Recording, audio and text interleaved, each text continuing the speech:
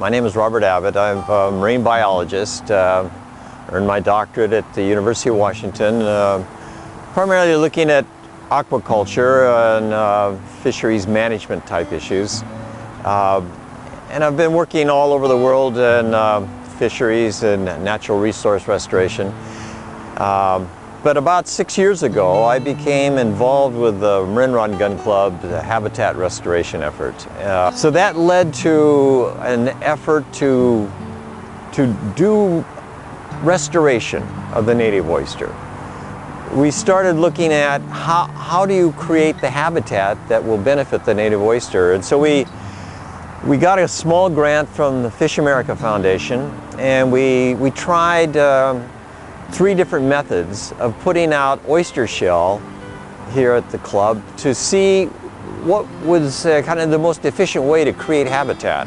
But in order to get a lot of oyster shells out efficiently, we just went to the mound method. And a mound was 15 to 30 bags of oyster shells, each bag weighing about 20 pounds, and stacking these bags up in just kind of a big dome.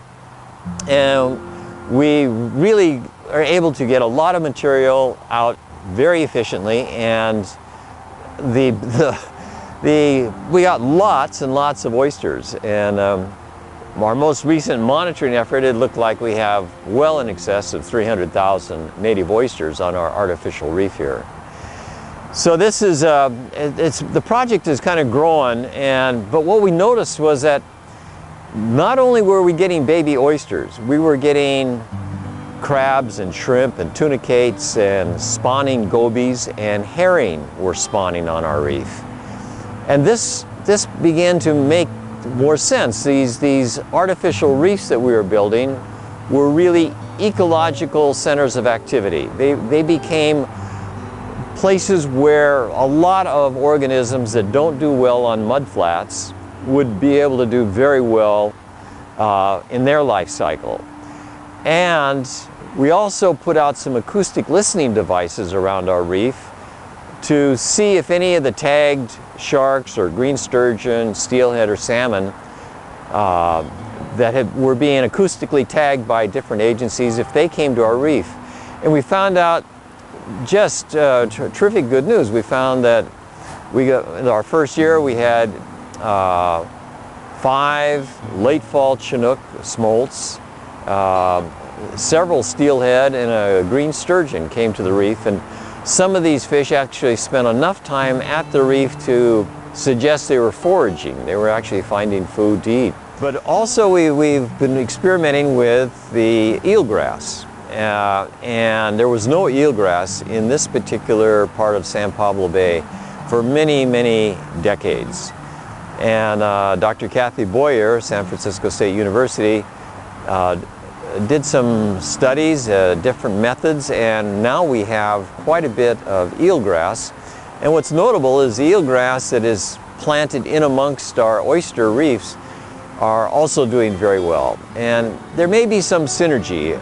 After all, the oysters are filtering the water a bit. That may allow for more light penetration or a little bit more protection in some way for the eelgrass. But in any case, we have a lot of eelgrass in this area where we didn't have any before. There's a plan for a desalination plant. And there was a study done on the potential impact to the aquatic ecosystem from a water intake and outflow from for a large desal plant based here in southern Marin. The study was very flawed. They said essentially there were no native oyster larvae in the water. Well, at this time of year, you can catch them in a Ziploc bag and see them. But if you do your sampling in the middle of the winter, you aren't going to find any. So they said there were no native oysters here. Well, there are. By sucking out the food web, you're going to have an adverse effect on the aquatic ecosystem. There's just no way around that.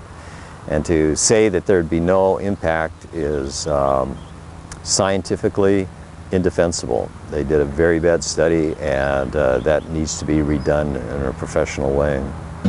The Rod and Gun Club is absolutely unique in San Francisco Bay. The most important single factor is they own the land. They own 40 acres of subtidal and intertidal land.